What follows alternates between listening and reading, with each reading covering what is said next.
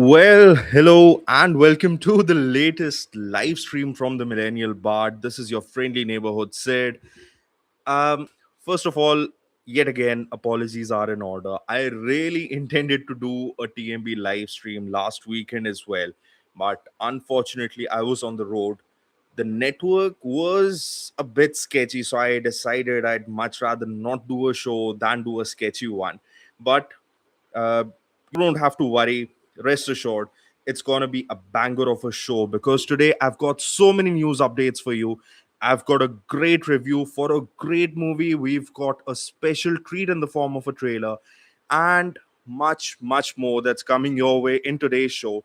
So let us get into it without wasting any more time. And oops, I misplaced my tab. Yep. So there we go. So welcome to the Millennial Bard. For those of you who've been following my channel for long enough, you know that I am all about pop culture. I'm about good cinema, and I am all about the the things that really matter. You know, the art that we really live for, whether that's in the form of movies, uh, TV shows, whatever brings us joy, even at the end of a difficult day when we sit in front of the TV. Um, so this is going to be an interesting live stream. I just want to put it out there that I'm experimenting a bit with the format on this show. There are going to be some things that you might find a little different. I have organized my show a bit more. I was done being an agent of chaos. I thought it was time that I became a master of order.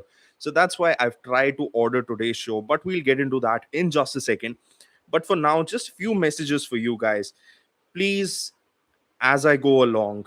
The mic is mine, the camera is mine, the channel is mine, but the show is totally yours. So, whatever your thoughts, please don't shy away from sharing your views, your comments, your opinions in the comments, provided and this is an important one, that you keep it respectful, you keep it civil and chill, baby. We are here to talk about the things that we absolutely love and we really enjoy, so we really don't have to be mean to each other. The other thing is that as you can see, this is a fresh background. I do say it on my other live streams as well, but on this one it's even more important. So in case you find there is an issue with the video, with the audio, if you feel there's a lag or any kind of an issue, please don't shy away from letting me know in the comments right there and then, because it's a new setup, it's a new environment. I'm kind of running blind, so I want you guys to be my eyes. And with that, here is what we are going to cover in today's show. So I know that this slide might look a bit overwhelming, but here's how today's show is going to go. All right. So we're going to start off with the biggest headlines from this past week. So whether that's a character, an actor announcement, whether that is a movie announcement, could be anything, whatever the headlines. I'm just going to give you a quick 60-second run through. After that, we're going to talk about the feature of the week. Let me clarify, the feature of the week could be a preview for an upcoming movie. It could be what my expectations are for an upcoming movie. It could be the review of a movie that's released recently. After that, we go into the news desk where I discuss the headlines again, but in a bit more detail. But if you don't have enough time for going through all the news pieces one by one, I think the Bard's headlines should do it for you. After that, we jump into the Bard's take, which is my editorial section where I kind of give my views and my thoughts on something that's bigger than one movie, one TV show. It's a bigger theme that demands a bigger conversation. After that, we would be getting into the trailer reaction section where I would be talking about a trailer that's really caught my attention, that's really got me excited, or something that's left me really uncomfortable. I mean, the good, the bad, the ugly. I will react to the latest trailers, or at least ones that are worth talking about. After that, the floor is open for you guys. So, all the questions, all your opinions that you might have dropped in the comment section, I would be going through all of them. I would be taking all of your questions. I'm just trying to keep it a little organized because I love engaging with all of your comments, with the conversations that happen in the chat box. But for me, it kind of it throws me off balance a little bit because I'm still pretty new to this thing. So that's why, whatever your questions, I will be addressing every single question and every single comment in that section towards the end when we've covered massive ground. And towards the end, like always, I would leave you with a treat. I would be leaving you with a watch list, a list of movies that you could go and check out. Usually they carry a theme, whether they are all movies from the same actor or they follow a certain theme, whatever. But I'm pretty sure it's going to be a fun show. So please stick around for the ride. And with that, let's get down to it and talk about the first Bard's headlines in today's show. So it's been an interesting week. I've got to say that. The first thing is, and this one's a bit of a downer, Matt Reeves' The Batman Part 2 has been delayed again. Now we're going to get this movie in 2028. And I will be talking about this a little more in depth later on in the show, in the news deck, in the news desk, sorry, in the news desk section. The other part is that there are a lot of rumors going around with Marvel Studios, with the MCU, and how they are actively looking to cast the next roster of the X-Men. This is going to be a really exciting topic. And then the God of War TV series that's going to be done by Prime Video, it's run into some trouble again. This time the lead actor had an injury, so they are looking to recast Kratos, the lead of the show. And the final piece of news, and this made me happy to no end. I'm really so happy because I've been waiting for this movie for ages. I'm not kidding. I was in 10th grade when I watched the first Tintin. We are getting Tintin 2. It is officially in the works. Peter Jackson is writing the movie, but he's also keen on directing this movie. More on that later. But these are the quick headlines. And with that, we got to dive into the feature of the week. And I don't think it should come as any surprise what the feature of the week is. It is an epic from one of the greatest filmmakers of our generation. You love him, hate him, you just cannot miss him. Christopher Nolan this weekend has come out with his grandest film yet, The Odyssey, based on Homer's Odyssey. And I did put up a quick 60-second reaction on my channel yesterday, day before yesterday. And man, I think, see, here's what I think, right? My first thoughts. I think a movie is really good if it stays with you long after it's done. I watched this movie and it was such an immersive experience. Like from the first frame to the last, I was really dialed into this movie. And uh, it was such a joyride. It was such a fun ride. And it helps that I am also crazy for Greek mythology, for Roman mythology, and these characters, these monsters, these gods, these demigods, these kings. I'm well aware of, I'm well versed with all of them. So that really piqued my interest. I was a little bit skeptical because it is Christopher Nolan after all, and Christopher Nolan has been known to play with extremely complex subject matters. And that's part of the reason. Like, I love Dunkirk. Dunkirk, for me, is one of the best modern day war films ever made. That is how good it was. That is how highly I rate that movie. But to counter that, there has also been an Interstellar, there has been an Inception, there has been that movie with Hugh Jackman that I'm forgetting the name of, the Prestige, I think that's it. Because those movies were so complicated, like for a non-science guy like myself, it used to be a horror, right? Like, I used to watch these movies. I'd heard so much about Interstellar, and I put myself through that ordeal, 3, 4, 5 times just so I could understand that movie at a better level. And it just wasn't fun for me. But I think something changed after the release of Tenant. So We all know that Tenet faced a lot of issues, it faced a lot of troubles, especially because of the COVID pandemic, but also how the movie was received. And I think it was a wake up call for Christopher Nolan. And I'm so glad.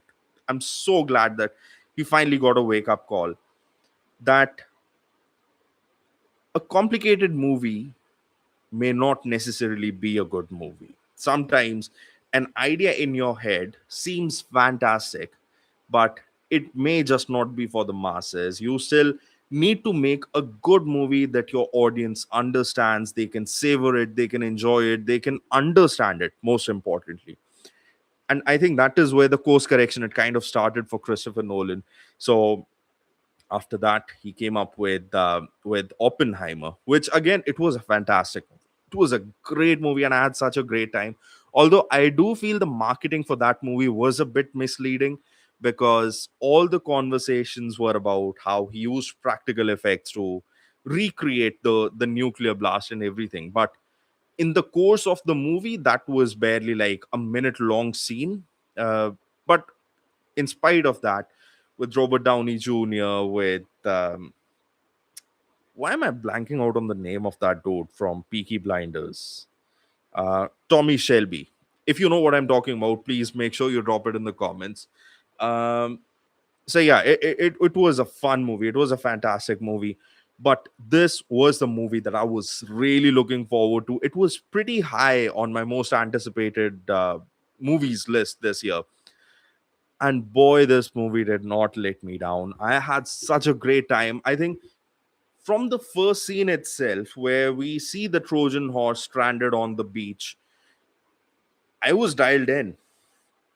Firstly, I think I really need to talk about that Trojan horse design, because in a lot of movies and a lot of other pop media as well, we've seen the Trojan horse being recreated. So, and they're not necessarily the most beautiful of creations. In this one, the horse looks very beautiful. uh, at times it does challenge your suspension of disbelief, because you're like, wait, did a bunch of soldiers stranded on a beach with leftover wood from the ships make this beautiful horse? But Christopher Nolan knows how to get into the finer details, and that is exactly what he did. Because, and let me also put this out there, I will be talking openly about the movie. It's been out for a couple of days. If you're really interested, you would have watched it already. And even if you haven't, there is an entire book. There's a series of books written on this topic that this movie's been adapted from. So there are actually no spoilers in that sense of the word. Um, but coming back to the topic, the horse being stranded on the beach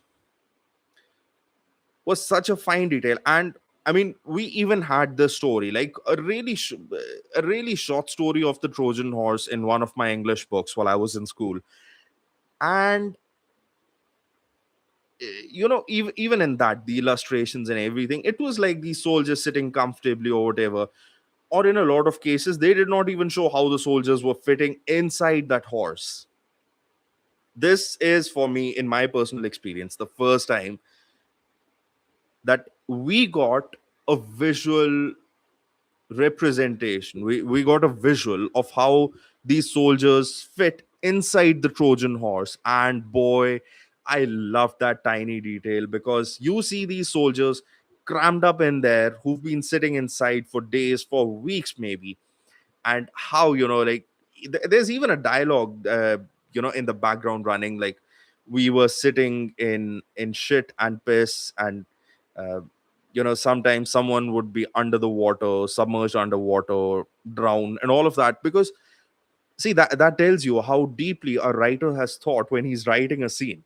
Because you cannot build seats inside the Trojan horse. You want to fit as many people as possible. And once you fit as many people in, you've got to lock it from the inside so no one can get out. So human bodily functions, they need to be done in there. It's gonna be a living hell. But I really love that tiny detail. I even love the costumes on this in this movie. I think the overall production design, but I'm gonna details in a bit because I firstly want to talk about the cast of this movie, the performances that we had in this movie. And man, oh man, it was a treat because from the get go, even before the movie had released, when it was just the casting announcement, I was like, this is a pretty heavyweight cast. Like, these are some of the biggest names in Hollywood right now. In my most anticipated movies video, I did talk about how this movie's got a Spider-Man, it's got a Batman, it's got a Mary Jane Watson, it's got a Catwoman, it's got a fake Thor as well. Or did he play Loki? I'm not sure, but I remember that Matt Damon was in Thor Ragnarok. He was one of um, the actors, playing the story of Thor in Loki. I think he was Thor. So it's such a star-studded cast, man. You've got the Punisher as well, which is such a treat for me. I love John Bernthal with all my heart. He is an absolute gun artist. But for the main guys, for the people up front and center, when the trailer came in, I wasn't sure how Tom Holland was gonna come across in this movie because from the trailer, it seemed like he was a pretty meek character, which made sense because based on Homer's Odyssey as well, Telemachus wasn't really like the boldest or the most vicious of characters, but I think his character was written really well. So he's like this guy who is being undermined by everyone, by all the suitors in the palace, but even then, this guy he's got a backbone. He's got some lip, if I can put it that way. So that was really fun. I really enjoyed all of his mean comments that were directed at Robert Pattinson's character Antonius. Uh, Let me talk about Antonius next, actually. So Robert Pattinson as Antonius was such a treat. I did say in my out of theater reaction on the Odyssey that this is a guy that you'd love to hate, and I mean it. I mean, this guy was just as mean and as despicable and deplorable as you would imagine anyone from the world of Game of Thrones. Like, he's really that evil and that Weasley, and you absolutely lose all respect for this character when you get to know that he was supposed to be a part of the Trojan campaign, but he got out of it through deceit. But then he'd been lying to everyone how he had volunteered um, to go to Troy, but was pulled out. And also in the final scene when there's the battle in the banquet, the battle in the banquet there, that's actually alliteration, I think. So even there, this guy, whenever the weapons are dropping from the ceiling, he's pointing it out to others, but he's not willing to pick up a weapon himself and fight. Very, very Shakespearean. Loved his performance. Like, he is so bad that you're seething with rage just looking at this dude's face, and whenever he opens his mouth, you don't believe a single word that comes out of his mouth.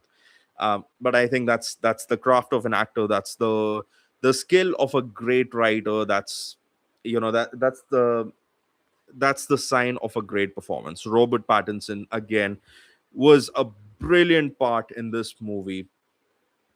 Zendaya, a very, very tiny role in this entire movie. I mean, throughout the movie, she's shown as Athena, uh, the goddess of wisdom in Greek mythology.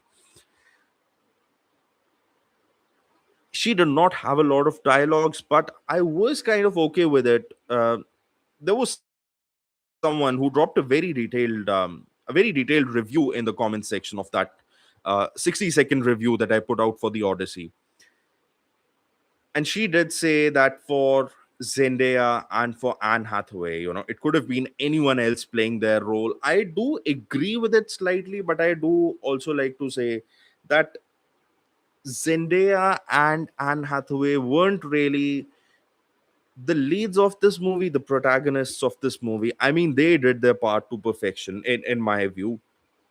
with Zendaya. I think it's just a sort of, there weren't enough dialogues for her, right? I mean, it's just she had to give her expressions. Um, she had to have a certain voice which sounded wise. So I think she did her part well. I especially loved the final reveal towards the end when King Odysseus, in the garb of a beggar, is actually telling the real story of Odyssey, of King Odysseus, and whatever he saw in Troy. And suddenly you realize that Zendaya is not Athena. Zendaya is actually one of the girls that he saw getting murdered uh, during the Trojan War.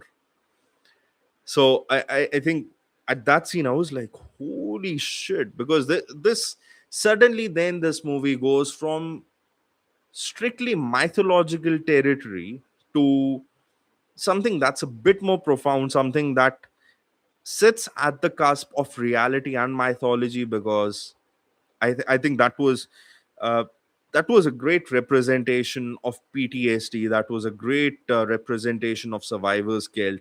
Uh, Absolutely loved that. Loved that. Zendaya, beautiful as always. Really enjoyed watching her in the movie. Anne Hathaway, I think, yeah, again, she wasn't the lead in the movie. Although I do feel she had a few dialogues where she absolutely owned the screen. One of those was when Telemachus, when Tom Holland's character actually confronts her, and he's like, uh, "You wouldn't pick a suitor. You wouldn't let me go to find my father. So what are we really after?" And in a fit of rage, she actually says that I just want my husband. And I've been sitting in this palace for the last 20-25 years, and everyone keeps saying that the throne is empty. No one bothered to look at me for my wisdom and whatever. I think that was great. That was a great scene. That was some special dialogue writing. uh Apart from that, yeah, not much for her in the movie. But then this dude right here, Matt Damon, man, I have been a fan of Matt Damon. I mean, the first time I saw Matt Damon was in The Bourne Identity as an action hero. I really fell in love with him. It took me a lot of years and I had to watch a lot of his movies to really understand how broad the spectrum is for this guy, right? Like what his range is as an actor. And man, I was blown away. See, in these epics, right, whether it's uh, something from the Greek or the Roman civilization, something from the Indian civilization, uh, wherever else in the world, the titular heroes are created as these larger than life characters. I was going to say gods, but I can't really say gods, because gods are very specific archetypes in when it comes to these epics. Matt Damon in this movie is not written as a larger than life character. I mean, you get to see two versions of this character, right? So the one version of this character comes through the stories, the songs that have been sung by the bards in palaces, and how they glorify him, how he was the sharpest guy, and how he was a master tactician, master strategist, and all of those things, right? Even in Telemachus's dialogues, that hero worship kind of comes through. That how Odysseus was like, he was a really smart cookie, and he was someone that men would follow into war. And you kind of get that, right? Because Telemachus was just a baby when Odysseus left for Troy. So Telemachus, as a kid or through his growing up years, he only had the stories and whatever his mother told him to go off of. That's totally fair, right? Like his idea of Odysseus, his image of Odysseus was formed by what others were saying about him, and they were all saying good things, right? But later on in the movie, even during the course of the movie, through all the adventures, through different islands and everything, and finally when he opens up his heart uh, to Penelope, to Anne Hathaway's character, you suddenly see a stark contrast. Like, the songs are written about a guy who's larger than life, who finds a way out of every single problem, who's just always the sharpest one, wants to play fair and everything. But deep within, how this guy feels about himself, like he feels he's not a very honorable man. He's not as great as everyone makes him to be. He's got flaws. He's done wrong things. Um, he's just not perfect, and that is something that haunts him. He regrets a lot of things. He's haunted by his past. He's haunted by the crimes that he's committed, the sins that he's committed. And suddenly you get this image. uh, there's a duality in the image, and this is something that I felt was very similar to what we saw in Oppenheimer as well, because in Oppenheimer as well, you see that while everyone else is celebrating Oppenheimer for how intelligent he is, for how sharp, how smart he is, deep within, he knows that he's cursed with knowledge, and he doesn't look at himself the way the world looks at him. It is a similar case with Odysseus, but at a grander scale. But I totally love that. And man, I would be really gutted if Matt Damon doesn't at least get a nomination in next year's Oscars. That's just my thing.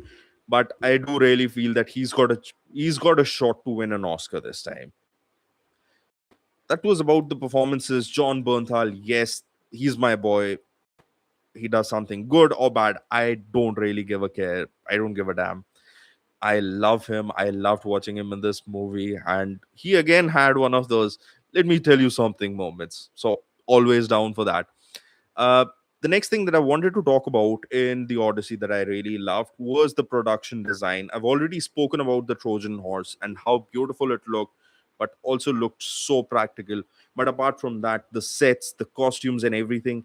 Now, a lot of people have been making comparisons to Troy, which are justified. A lot of people are looking um, at history, at recorded history and whatever, and they're like, no, this is inaccurate and everything. Bro, the thing is that, firstly, this is a movie, it's not a history lesson. So let's just chill out, right? The other thing is, none of us were alive, uh, during these times. So none of us can know for sure what what kind of shoes they were wearing, or what did their what did their chest plate look like, stuff. I mean, there are some remnants, and that's fine, but it's a pretty small, those are tiny breadcrumbs to really go off on. Otherwise, I think in the scheme of the movie, I loved the costumes. I loved how they were dressing up. So yeah, I mean, to talk about this, that even the sequences at sea, looking at that ship, uh, the forest scenes, the cave, the everything, the Cyclops, especially the Cyclops. I mean, it was all so amazing to watch. Like, it was, I don't want to use this word lightly ever, but it was mesmerizing because you bought into every single visual that was presented in front of you. I wanna you know say it was great cinematography as well, but at this point, I think with Christopher Nolan, I feel that's just a given. Like, if it's a Nolan movie, it's gonna be shot beautifully, if even if other things don't work out. Now, having said all of that, and Ludwig Göransson's score as well, I loved it in the movie. Although I do feel it was a perfect fit for the movie, but beyond the movie, when I was on my way back from the theater, I popped the soundtrack in my car, and it didn't really work for me like that. So I think it's just a case of a soundtrack that's the perfect fit for the movie, but it doesn't have a lot of replay value. Uh, in the car, at home, or whatever. Like it works in the movie, but not outside the movie. Now, I do want to talk about a few things that did not work so well for me in the movie. Let's start with addressing the elephant in the room. For me, it was the IMAX. Listen, man, I did put this as part of my news thingy as well. In one of the shots I did a few months ago, where I did say that Odyssey is the first movie to be completely shot on IMAX cameras. That's a great thing. I mean, someone had to do it. Someone did it. We know what the limits of IMAX cameras are, or what the limitations of IMAX technology is right now. The problem with IMAX, though, realistically speaking, is accessibility. There are only 41, I repeat, only 41 70 IMAX theaters in the world. I mean, that's like one IMAX theater for every 5 countries, assuming there's like 201 countries in the world. I'm just guessing. There's probably more. So, yeah, there is an accessibility issue. I remember I felt the same anxiety. I'm pretty sure a lot of movie watchers in India, apart from myself, also felt this thing that, okay, we don't have 70 IMAX here in India. What are the other options? Will it still work just as well if we go and watch it uh, in digital IMAX, or Limax as they call it? I did not go to a Limax because, of course, as you can see, I'm visiting family. Uh, there are no digital IMAXs around where I live. We did have a premium large format screen. It's called an Inox PXL. You might have heard me talk about it in my last live stream, and I think it worked well for me. It worked well. I think there were bits and pieces that were slightly trimmed from the top and the bottom, because uh, compared to the PXL, the 70 IMAX is a bit more squarer. I am yet to watch this movie in digital IMAX. I think if I go and watch it there, it might hold the real aspect ratio, which would be nice, I must say. But yeah, I think accessibility is something that needed to be looked into. Uh, I think that was a downer.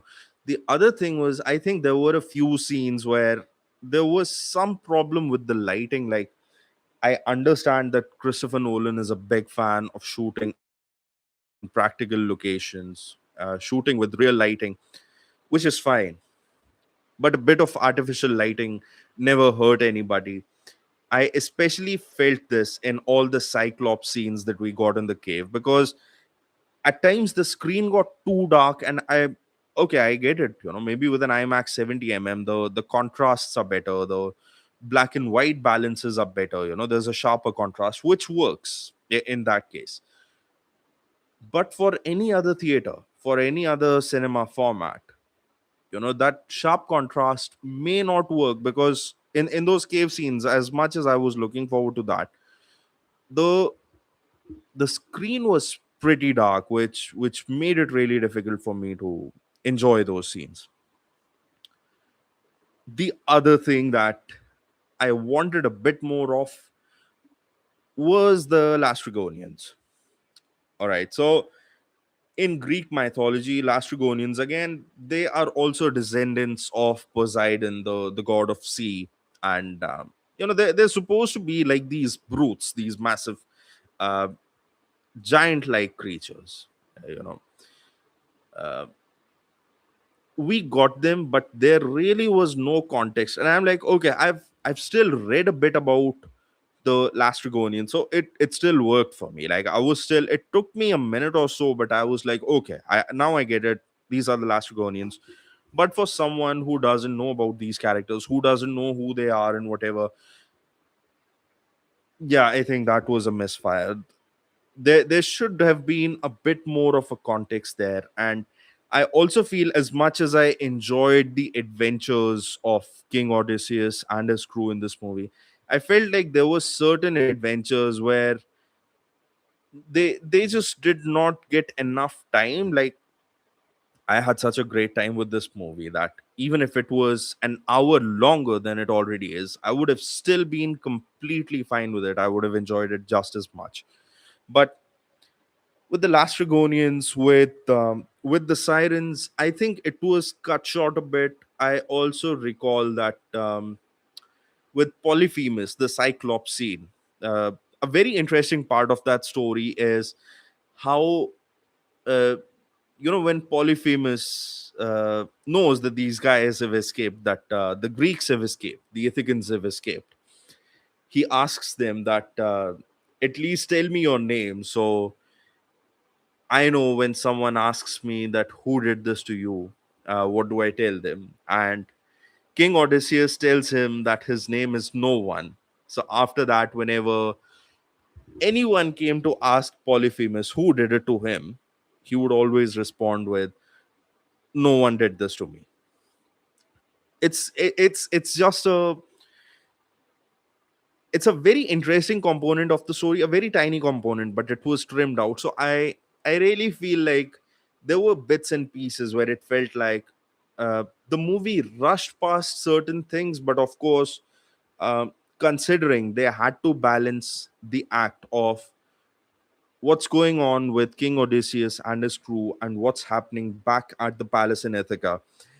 It would have been a tough balancing act either way. But all things said and done, I really, really, really enjoyed this movie. It almost, almost became my favorite Christopher Nolan movie.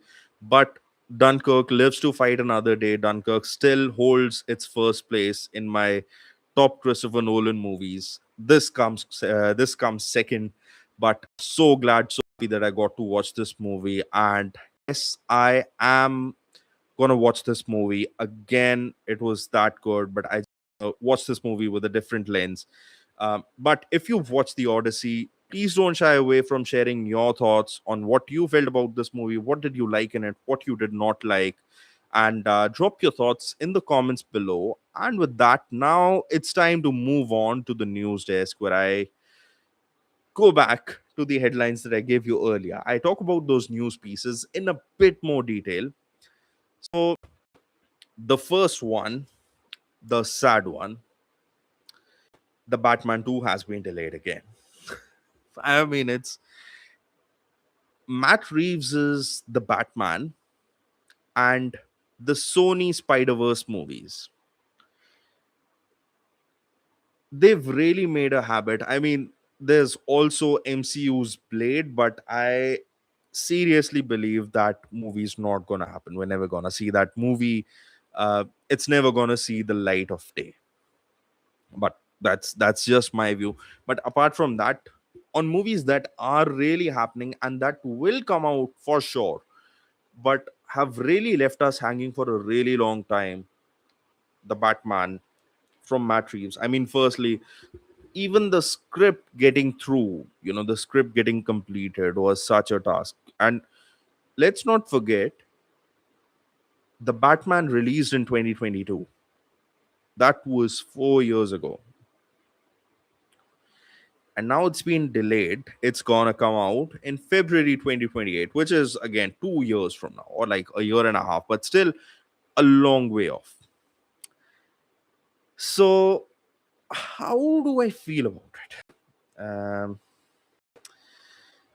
Let's just get into the into the news article first, um, because there are some things that I am forgetting. Sorry. So, according to Variety, Matt Reeves' The Batman Part 2 is being delayed once again and will now open in theaters on 18th of February 2028. That release date is nearly 6 years after the March 2022 opening of The Batman. This was announced with a new, with release of new footage from from Batman 2. A new logo was also revealed.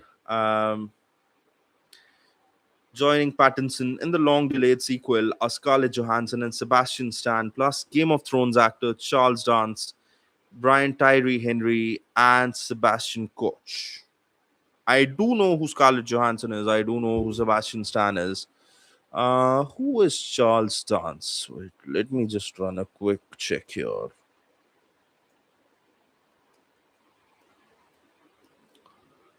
Oh, okay.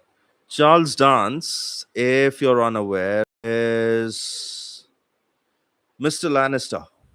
It's Lord Lannister from Game of Thrones. Uh, Brian Tyree Henry, yes, I know who that is. I am not sure if I know the role that he's playing. And Sebastian Koch. Who is Sebastian Koch?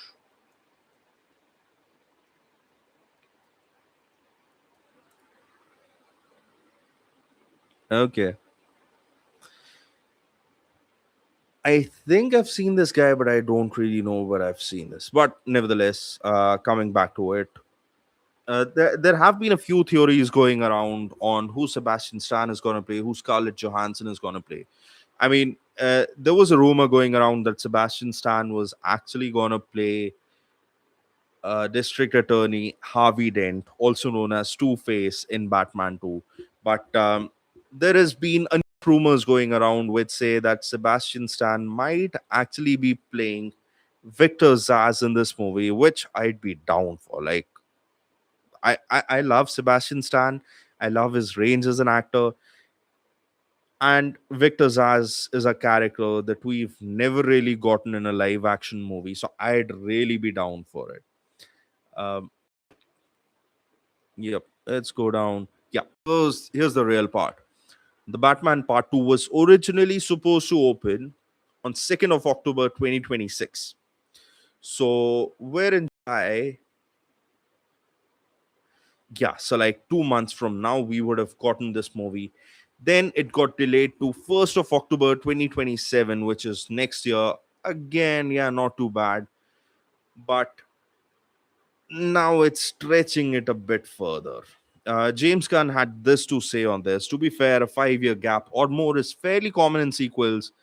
Gunn wrote on threads at the time 7 years between Alien and Aliens, 14 years between Incredibles, 7 years between the first two Terminators, 13 years between Avatars, 36 years between Top Guns, and of course, 6 years between Guardians Volume 2 and 3.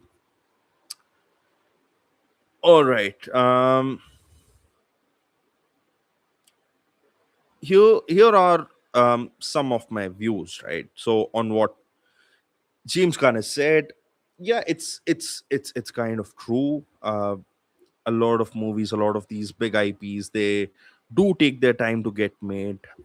But if you look at Top Gun, it was an afterthought because they just came across an idea for a sequel so many years later. Otherwise, it was conceptualized as a one movie show.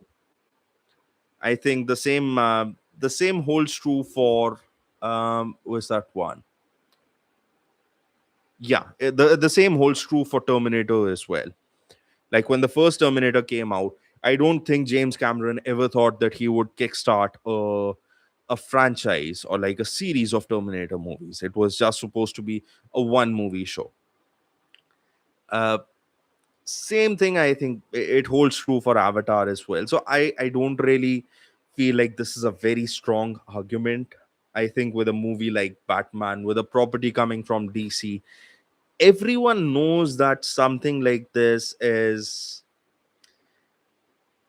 you need to churn out more movies. You'll have to stay relevant. You'll have to stay fresh in the minds of your audiences. So yeah, I'm not really happy with that argument. I feel it's a really weak argument. The second thing is that DC is gonna have two Batmen, right? So one is gonna be in the Matt Reeves universe, which is gonna be its own thing, and the second one is gonna be in the James Gunn DCU, the DC universe, DC Studios, whatever. We could have gotten a Batman Brave and the Bold by now from the James Gunn studio. The reason we haven't is because an existing franchise is still running, the one from Matt Reeves. And dude, let me put this out there as well. Matt Reeves is the Batman is my absolute favorite Batman movie ever. Period. There's no debate about that, in my mind. But if the Matt Reeves movie was coming out in October this year, we could have gotten a Batman Brave and the Bold maybe next year. But because this movie is now coming in 2028, I don't think we would be getting a James Gunn Batman movie until 2029, mid 2029 or 2030 at the earliest. So that makes me really sad. Also, I think when the audience is asking for something, you got to respect it. You got to understand the urgency of the matter. Um, so yeah, it really breaks my heart, but it is what it is. And let's get back to this.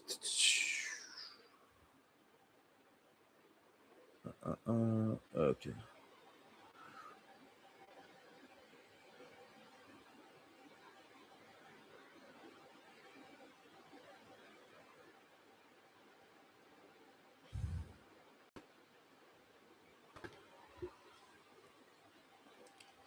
Yeah. Now this juicy bit. Again, these are just rumors. I have put them in the news talk section, but these are just rumors that are, they're gathering a lot of steam right now. Uh, Nothing has been confirmed yet, but it seems that Marvel is actively casting for the X-Men movie, which, as has been announced, is going to release after Avengers Secret Wars. That's going to release next year. Now, the big ones. Adam Driver is the first big name that's been dropped. Now, there has been a bit of confusion, but there is a possibility that Adam Driver might be playing Magneto, which I think would be great. It would be fantastic. Although, at some level, I do feel it. No, I think it should work well. I think Adam Driver is such an accomplished actor. He's such an accomplished artist. He should be able to pull it off. And you need a good Magneto, right? Like you can't make an X-Men movie without a good Magneto. And to play a good Magneto, you need a great actor, which Adam Driver absolutely is. The second name that's been linked to Adam Driver, uh, there is a possibility that he may not be playing Magneto and he may be playing Mr. Sinister actually. Now, we've never gotten a Mr. Sinister in live action X-Men ever. So this is exciting, but it's also quite realistic because ever since the coming in of X-Men 97, Mr. Sinister has become a reality. So I think it is pretty convenient for Marvel Studios to introduce Mr. Sinister in live action movies as well. And again, just look at this picture here. I mean, this guy kind of looks perfect, and we know he's got the voice, he's got the acting chops to pull it off. Now, this was the talk about one actor who's being linked to two different characters.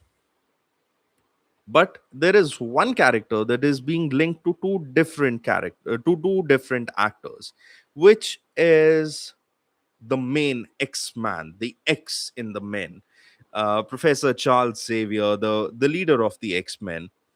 So the two names that have been linked with him, the first one is Bill Skarsgård, who you may have seen in it, playing the clown, and the second one is Patrick Wilson, uh, Mr. Horror Movie. If there's a horror movie, there is a 99% chance that Patrick Wilson is going to be in it. Uh, how do I feel about this? I think both the actors, I really love those takes. I think both the actors uh, bring something very unique and very special to the table in this regard. Talking about Bill Skarsgård, I think he has played enough negative roles to uh, to give us all the creeps, like whether it was the last John Wick movie, whether it was his role in it. This guy just does bad roles, not bad roles, like negative roles so well. Like he looks so creepy. And we know that Professor Charles Xavier is not Mr. Goody Two Shoes all the time. I mean, you got to read um, the Krakoan saga to know that there was a point where Charles Xavier was quite an asshole. And I think Bill Skarsgård should be able to play that really well. I do not question his talent at all. I think he'd be a great fit for this role. So yeah, I can't see anything that should stop him from playing this role to perfection. But if Bill Skarsgård becomes Charles Xavier, I think there's a higher likelihood that he might be playing a grayer Professor Charles Xavier. Now, the second actor that's been linked to it, Mr. Horror Show, Mr. Patrick Wilson,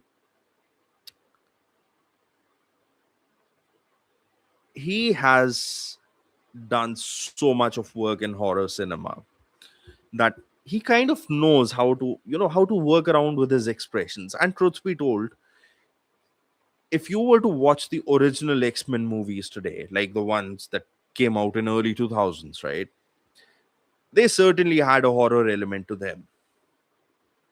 So keeping that in mind, I think Patrick Wilson again with his Professor Charles Xavier, I think it would be a pretty good fit.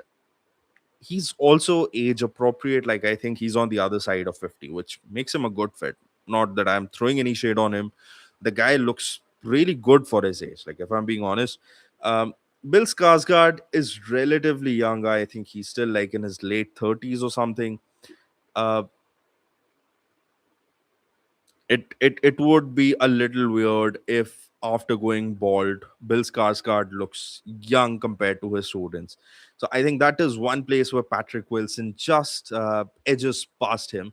But what do you think? What are your thoughts? Do you think who do you think Adam Driver is going to be playing in the X-Men? Sorry, is he going to be playing Magneto, or is he going to be playing Mr. Sinister? Please drop them in the comments, and also let me know, who do you think is a better fit for the role of Professor Charles Xavier? Do you think Patrick Wilson fits in better? Does he look better as Xavier, or do you think Bill Skarsgård would be a better fit for this role? Whatever your thoughts, please drop them in the comments. And with that, our next news piece. Amazon Prime had announced earlier this year that they were gonna do a God of War TV series based on the much celebrated um, game, also titled God of War, with the lead character known as Kratos. They casted Ryan Hurst, who you might have known from this tiny little show called Sons of Anarchy. Uh, I mean, the guy was showered with so much love for his role in that show. Now he has been injured on the set of the show, and Prime Video is now looking for another actor to play the role of Kratos, because apparently the recovery time for Ryan Hurst is pretty long, and they can't really be putting production on hold for so long. So how do I feel about it? I think it makes me sad. I think Ryan Hurst looked perfect, looked perfect as Kratos. I mean, just look at this frame, just look at this image right here. He looked perfect, looks total badass, and he's got the voice as well. You also got a feel for the studio, which we don't usually, because they're, at the end of the day, just these mega corporations looking to mint money and exploit people. But whatever, right? Prime Video would have probably spent a lot of money by this time, and the showrunners would have spent a lot of time on shooting these scenes. I think they were done with a few episodes already, almost like halfway through. So for them, if a new actor has to be casted again, firstly, you need to pay another guy, you need to go through the auditions again, you need to find the next guy, cast him in, prep him. wait for him to get into shape, and then start shooting again. And when you start shooting again, it's not like you're done with the first three episodes, so you can just start shooting the rest. You've got to shoot the entire thing all over again, uh, which is pretty unfortunate. Although, here is one tiny nugget which gives me a bit of hope. In the God of War game, Ryan Hurst actually voiced the character of Thor, the God of Thunder. So I don't think the doors are shut for him completely. I think either in this season or the next season, most likely the next season, there will be Thor in this TV show, and it's gonna be it's going to be quite a full circle moment if Ryan Hurst then gets casted as Thor in that TV show, because he is the real voice of Thor in the game. So, what do you guys think of this? Do you think there's a guy who could actually be playing the role of Kratos just as good as Ryan Hurst, if not better? Please drop it in the comments. And with we move on to the next one, and this is the news that made me really, really happy. The year is 2008, 2009. I'm still in school, uh, starting in grade 9 or something. There's this movie comes out based on a very popular, um, comic line about an investigative journalist who also, um, goes around the world on adventures with a drunken sailor. It's an animated movie, and it's made by the greatest filmmaker of all time, Mr. Steven Spielberg himself. Now, that movie was almost 20 years ago, and we had no news. Now we do, because Peter Jackson is currently writing the next Tintin movie, and he plans to direct it himself. For those of you who don't know who Peter Jackson is, firstly, what rock have you been living under? But secondly, yes, he is the guy who made probably one of the biggest fantasy franchises in the world of cinema. He's the guy behind The Lord of the Rings. He's an absolute genius, and he would do this right. Uh, so, yeah, this news made me really happy, because I've been itching for a Tintin movie for quite some time, and uh, I do understand that the appeal or the pull of Tintin is far greater in Europe compared to US. In India as well, I think it's got a fair bit of pull, not a lot, but a fair bit. Um, but yeah, I'm really excited, man. Like, if this movie were to start today, I mean, if Peter Jackson says that he started writing the script already, I am assuming that this movie doesn't come out until 2030, but um, this news at least gives me some hope. It still gives me something to hold on to, and keep pushing into the future. So, thank you so much, Peter Jackson. And I'm so happy to know that Tintin 2 is finally in the works. So, those were the news pieces. Now, this section is called the Bard's Take. Now, this is the part where I share my opinions, I share my views on a topic that's bigger than just one movie. Uh, I was supposed to, I've got two topics in this section. So the first one, I'm just get straight into it. I was supposed to do a 2026 entertainment report card at the halfway mark, where I wanted to talk about the things that I loved, the things that I did not love, um, all of that. But as you know, my last live stream was pretty stacked, so I had to push this off the roster, and I had to bring it on this week's roster. So here's the best and the worst of 2026 so far. The best movie that I've watched all year. Now, let me just tell all of you, I am not taking any entries that came out after the 30th of June. Anything that came before the 30th of June will be considered for this. So, the best movie that I've seen so far in this year, and there have been quite a few. I think there have been two exceptional movies, exceptional Indian movies in the form of Main Vapas Aunga and Satluj, which was a movie that technically was released 3 years ago, but it only found its OTT release to wider public for less than 48 hours in India this year. Uh, but I think edging past both of them was Project Hail Mary for me, because whether it's the music, the cinematography, the screenplay, the characters, the performances, everything A to Z, this movie hit the right notes for me through and through. It really boggles me that this movie wasn't even on my most anticipated list. Like, it was an honorable mention, but not like my most anticipated movies or anything. But I was pleasantly surprised, and I think so far of everything I've watched this year, this has been the best movie for me by a mile. Not actually by a mile. I think the other two movies that I mentioned earlier were pretty close, uh, but nevertheless, Project Hail Mary was an experience. Now, the biggest surprise for me this year. Now, I'm cheating here a little bit. Okay, I'm going to be honest with you, just a tiny bit.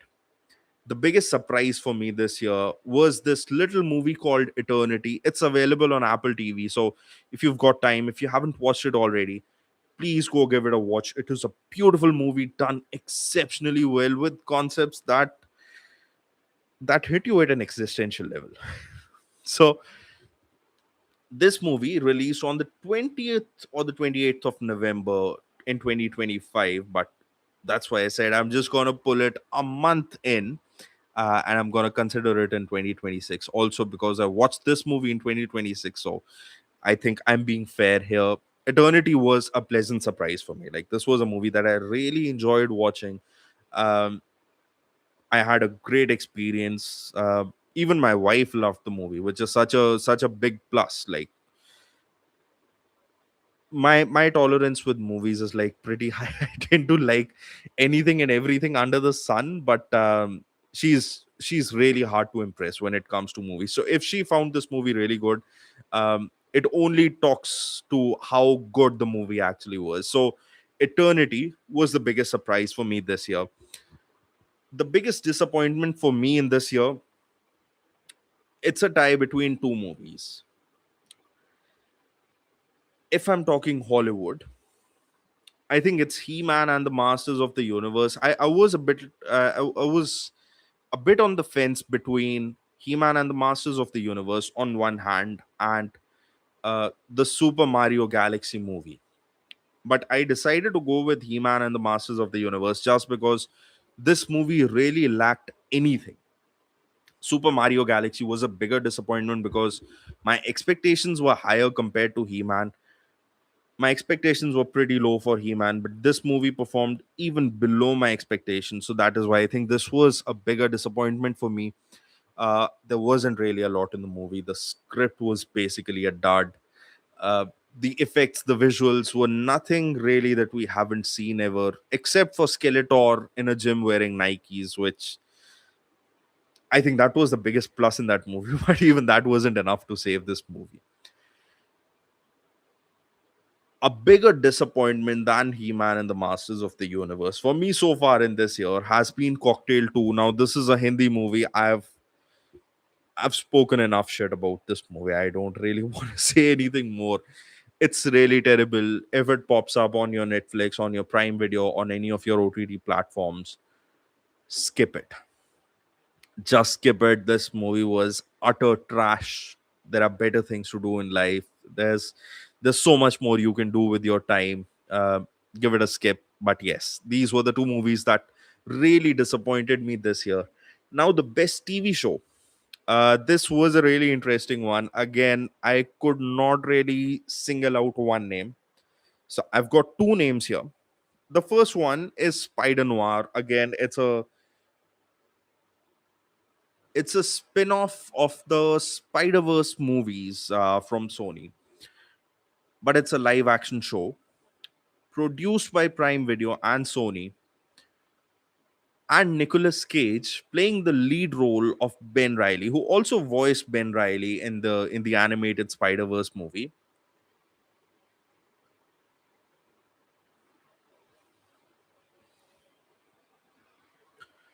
But I've just loved the performances. I've loved the production design. I've loved the sets. I especially loved the fact that they gave the audience the option that whether you want to watch this in true color or you want to watch this in black and white, in both the cases, the you know it's been shot so beautifully, it's been shot so well that it really captures the essence of the time that it tries to represent, that it tries to show. Uh, also you've got Spider-Man from the 1920s or the 1930s, but a brilliant show. The other one was A Knight of the Seven Kingdoms. Again, this comes to us from the world of Game of Thrones, a story that's set 100 years before the events of the Game of Thrones. We only had one season. I think a second season is currently in the works, but even this season, it was so full of heart and it had so much going for it. Like, it did not have as much meanness or as much politics or as much vitriol as as Game of Thrones. There is a bit of gore, there's a bit of blood, there's a lot of dysentery, loose motion, and potty in this show that is shown to you graphically. Like, you actually see shit coming out of the ass. But I think as a show, this carried a lot of heart. It had a lot of real feel good moments. So I really fell in love with this show. For me, it is one of the best things that has ever come out of the world of Game of Thrones. So these were my two best TV shows, according to me. And then the best performance from an actor. This is where I'd say it would be Nasiruddin Shah for me in this movie called Main Vapas Aunga. For those of you in India, please check this movie out. I think it's about to drop on Netflix any day now, and it's worth a watch. The events that it captures, and it is pure Imtiaz Ali magic. But Nasiruddin Shah really shows us why he is a legend of the trade. Uh, the best trailer for me in this entire year so far has been the Spider-Man Brand New Day trailer. And I'm talking specifically about the second one because it gave us so many big moments, so many big reveals. There's a lot of other details that have come through. And this was the trailer that actually got me excited about the movie because it it moved the needle a couple of notches for me. So yeah, that's been my best trailer. I had a thought that I wanted to say. Yes, special credit to this trailer for that one moment where the music suddenly drops when Bruce Banner says to Peter that you're not really my student, are you? And it goes like the way that music drops in that trailer was just such a banger, and for that moment alone, I think it became my best trailer. Now, my most anticipated movie for the rest of 2026, and being honest, bro, don't even get me started. I am excited for Digger. I'm excited for Ramayan. I am excited for King. I am excited. Although, to be honest, I think I've brought down my expectations slightly for King. Um, but I think it's still going to be a great time at the movies with Shahrukh and everything. Um, Avengers Doomsday, Spider Man Brand New Day coming out next weekend, next to next weekend. Uh, there's so much coming out, and there is another movie that the trailer dropped very recently, which I'm going to talk about a bit later in this live stream. But that is another movie that I did not see coming, and I'm really excited for it. So that was my 2026 entertainment report card so far. But here's the next thing that I have a lot of hot takes on, which is San Diego Comic Con, baby. It is the biggest event in pop culture, in in a given calendar year. This is bigger than your D23. This is bigger than your Gamescom. This is bigger than the Oscars. Anything and everything under the sun, even CinemaCon. It pales in comparison to the awe, the environment, the energy surrounding San Diego Comic Con. I mean, this is one of those things that is actually on my bucket list. Someday I will attend a San Diego Comic Con. Just putting it out there for the universe to listen to. um, because this is where true magic happens. This is where pop culture really comes to life. And being the biggest event in a calendar year, this is where a lot of studios, they actually give their biggest drops, their biggest reveals, give their biggest news pieces. So in typical fashion, I've got high expectations from this year's San Diego Comic Con. I am expecting a lot of news coming our way. Of course, the big studios, both DC and Disney, are going to be at San Diego Comic Con. Disney is guaranteed to be hosting a Hall H presentation. Now, in case you don't know what I'm talking about, Hall H presentation is the one where they revealed that Tony Stark, or rather Robert Downey Jr., is going to be Doctor Doom in Marvel. This is where they announced Avengers Doomsday, Avengers Secret Wars. This is where the biggest announcements for MCU happen. So, you know why my expectations be so high. So, let's start with DC. Now, what are my expectations from DC? I think there are going to be a few announcements. I think at the very least, uh, we are going to get an update on Wonder Woman, because compared to everything else that is in the pipeline, I think they are closest to completion on Wonder Woman. I think we should know who would be our next Wonder Woman in James Gunn's DC universe. So that is the first thing that I'd really be looking forward to. I'm kind of expecting them to reveal who's going to be playing Wonder Woman. The next thing, I think they are going to show some footage to the attendees in at San Diego Comic Con on what's going to happen in Man of Tomorrow. I think they might reveal a few details, they might show some footage, which is going to be fun for those attending. For those of us not attending, we would be constantly scrolling on Instagram just trying to see if someone else has put up something.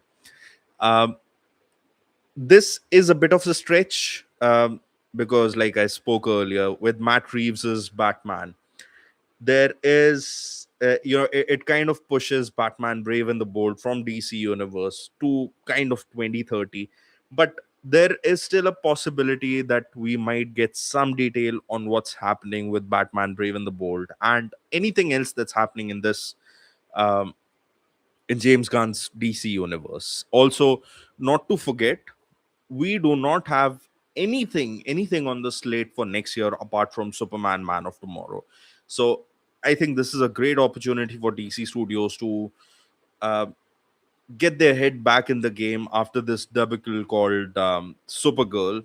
So yeah, those are my expectations for DC. From Marvel, I think there is a fair bit. There's a fair bit. I think firstly, we are gonna get an Avengers Doomsday trailer. Not just for San Diego Comic Con. They're just gonna coincide it with SDCC. So they're gonna put it out on Instagram, they're gonna put it on YouTube. They are gonna release the first trailer for Avengers Doomsday, because this feels like the perfect opportunity. Everyone is on the hype train already for Spider-Man Brand New Day. So there's that bit of momentum. The fans have started prepping already. They are in that zone, in that mode, uh, to go for superheroes again, to go for Marvel again. So I think this is the ripest moment for them to drop the first trailer for Avengers Doomsday. So that is one thing that I'm expecting. I am expecting them to share more details, maybe even some footage on Vision Quest, which is the latest TV show coming from Marvel. It's going to drop on Disney Plus, on Geo Hotstar. Uh, Bringing back Vision as he tries to recollect his memories and tries to find his purpose in a new broken world. It's kind of going to be like a sci-fi mind bender thriller and stuff like that. But I think there's going to be some chatter, some details about that, because it's weird. This show is going to drop in, I think, a month's time or 2 months' time, and we have got nothing on it. So I think this is the perfect moment for Marvel to start pushing Vision Quest. The next thing that I'm really expecting, and this is like a far left play for me. I am expecting them to announce a Doctor Strange 3 to drop somewhere between Avengers Doomsday and Avengers Secret Wars. Now, for those of you who are not aware, Avengers Doomsday is dropping this year in December, and then Avengers Secret War is expected to release next year in December. So, exactly 1 year away from Avengers Doomsday. But 1 year is a pretty long time. I mean, the last time Marvel released just one movie, it did wonders for them. The movie worked really well. It was called Deadpool and Wolverine, but you can't always have years like that. I think Marvel audiences have been primed in a way that we expect at least 2 to 3 movies in a given year. Anything more is a bit too much. Anything less than that is like not enough. So I'm really expecting there to be at least one more movie to be announced. Ideally, somewhere about this time in the year, in like June or July, to drop another Marvel movie. Uh, and most likely, I have a feeling that it's going to be a Doctor Strange movie, because firstly, Doctor Strange is pretty crucial. He's a pretty important character if you look at uh, at the Secret Wars mythos. Number one. Number two, this is a character that you could position as one of the lead characters in the MCU after the departure of of the old guard. So your Thors and your Lokis and sorry, not Lokis. After your Thors and Captain America and everyone. Although Captain America is returning in Avengers Doomsday, but I think Doctor Strange might be on the cards. Marvel might be working on a secret film. It might actually end up being Black Panther 3 as well. But I am suspecting, I am expecting, anticipating that there would be another Marvel movie that drops between Avengers Doomsday and Avengers Secret War. So that is the one news that I'd really be looking forward to. Now, in other spaces, I am really anticipating that we would get to know who's going to be the next James Bond, who's going to be the next Agent 007, ever since it's been acquired by Amazon Prime. So that's something that I'm really excited for.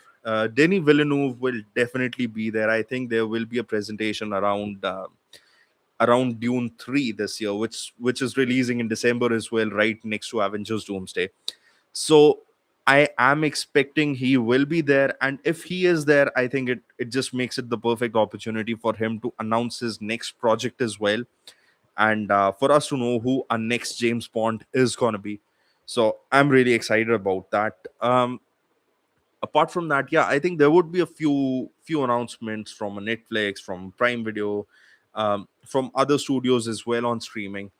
On the gaming side, I do think that we are gonna get a lot of footage from GTA 6. We're gonna get a lot of footage from uh, Wolverine, the Insomniac game, which also recently dropped another trailer. So yeah, that's about it from San Diego Comic Con. So these are my expectations. But rest assured, it's gonna be next weekend. After which, I will be covering everything that went down in San Diego Comic Con. And in this section now, I got to talk about my reaction, a trailer that I watched recently, which really moved me, excited me, just did something for me. And the trailer that I really, really want to talk about today is this tiny little film called I Play Rocky. And as much as I'm, you know, I thump my chest saying that I run a movie channel, this one kind of flew under the radar for me. I did not see this movie coming, but I recently saw the trailer, and man, I was blown away. This movie literally blew my socks off, and I've got high expectations. Firstly, I'm a big Sylvester Stallone fan. I am a big Rocky fan. Like I swear by this movie series, this franchise. And I think it's one of the best um, sports movie franchises to have ever been done. And I Play Rocky basically is uh, a biopic of how Sylvester Stallone found his entry into the film industry, into Hollywood. How did his first movie come about to be? How did he come across? How did he write the script? How did he get it funded, produced, approved? How did he prep for acting in it? The trailer was so nice. And special mention when you get to know that his name wasn't really Sylvester Stallone. He actually changed his name uh, because someone told him that Sylvester Stallone sounds like Peter Parker. And in that frame you also get to see Stanley, who is like, bro, he's like a hall of famer in pop culture. He's one of the first hall of famers in pop culture. That's how big the guy is. um, the biggest dude in Marvel comics. So even seeing him, I think it's going to be a very interesting story. It's going to be a very fun experience. So I will be really looking forward to this movie. This one's releasing on the 20th of November 2026. I would be really looking forward to this. And hopefully when I do my next entertainment report card at the end of the year, I talk about the best in the business this year. I think this movie will feature somewhere on those lists as well. And this was all of my predetermined topics that I felt I had to talk about. So we've covered a lot of ground today. I've I have to remind myself how long we've been talking. So we have reviewed the Odyssey. We have um, covered a lot of news topics. uh, we have done the half yearly entertainment report card. We've covered the San Diego Comic Con, or at least what our expectations are before the event takes place.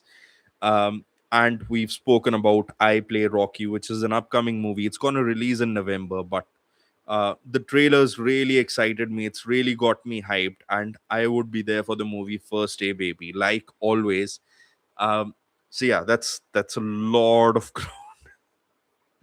but this is the section where I've basically just kept it open. If anyone's got any questions, if there's any conversations you want to have with me, but I don't think anyone's dropped anything in the comments yet, so I'm just keep moving.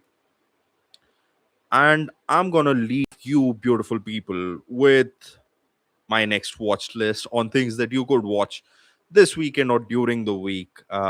Since we're all in the mood of the Odyssey, we're in the mood for swords and sandals kind of drama pieces. So I've collected this list of 5 movies that you could watch, and let's do it. There we go. So the first movie that I would strongly recommend for you this week is Troy. If you haven't watched it already, and if you want to watch the Odyssey, or if you have already watched the Odyssey and you're lost on a few things or trying to piece a few things on how did that battle come about to be, treat Troy as a prequel to the Odyssey. It's got Eric Bana in it. It's got Brad Pitt in it. An amazing movie. An amazing movie. A great movie for its times. Although wasn't received very kindly by the people when it was released initially, but today people are really celebrating Troy while they're shitting on the Odyssey. But for me, both the movies hold really special places, so I would really recommend that you watch Troy. uh, just a bit of a nugget here for those of you who may not be aware. um, Homer is to Greece and Rome what Vedvyas is to India, right? So, like Vedvyas wrote epics here. Similarly, Homer wrote 2 epics in Greece, in Rome. The first one was Iliad, and the second one was Odyssey. The Iliad is basically everything about the Trojan War, about the Helen of Troy, and that is what Troy is based upon, essentially. So Troy is the Iliad, and the Odyssey is the Odyssey. So go give it a watch. It's a great movie. It's got some great action sequences, a great original soundtrack. So I think you just can't miss this. The next movie that you should watch, if you haven't already, is Clash of the Titans. This movie came out in 2012 or 2011, I think, when I was um, just wrapping up school. So I was in my final year. Um, this movie is out and out a movie about gods and monsters, about Zeus, about a demigod called Perseus, who happens to be Zeus's son. How he takes on challenges, how he beats monsters, how he goes against God's wills. So it's a great movie. Got some great action sequences, some ugly monsters, but through and through a fantastic movie that will keep you on the edge of your seat. The next movie that I would recommend is, and this one's for my Snyder bros. I'm not, even though I'm not a big fan of the Snyderverse, I think Zack Snyder has done some excellent work in cinema through the years. The prime of them being this little movie called 300,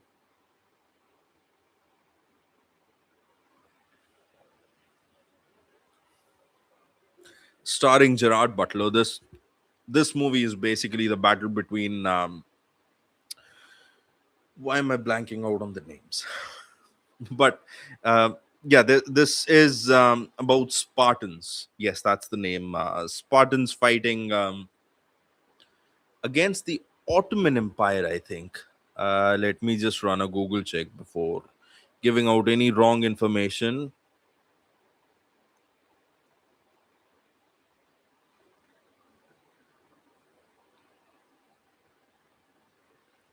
Yep. So this was the Spartans against the Persians. I stand correct. Spartans against the Persians. A highly stylized movie.